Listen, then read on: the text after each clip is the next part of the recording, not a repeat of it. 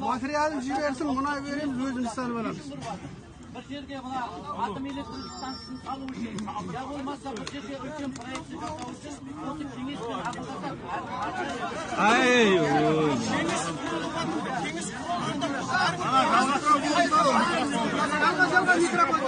Oppozitsiya yo'q.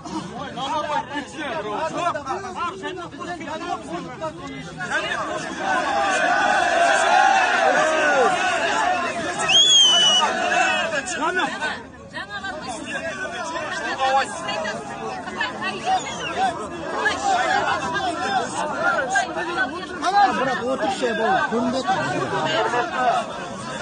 Hürmetli azamатlar, biz vətəndaşa geçirisi olayıq. Sizler kişi meni şақırtınlar, ben sizlerin arılarınıza gelip durun. Mesele, bir gana mesele, kişi sizlerin kötörgenleriniz. O, Xitayдың 53 zavoduna байланысты. Күні кеше өздеріңіз естідіңдер, көрдіңдер. Әділет министрлігінің вице-президенті кеше бүкіл Қазақстанның алдында өзінің интервьюін берді. 55 завод, ол бізде мемлекеттік әлі ондай бағдарлама жоқ. Ондай бағдарлама жоқ. Күні кеше айтылды.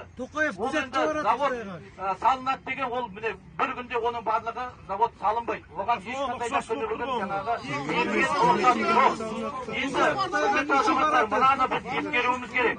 Біз мемлекет, біз қазір жаһандану заманында біз мына экономикамызды әртараптандыруымыз керек.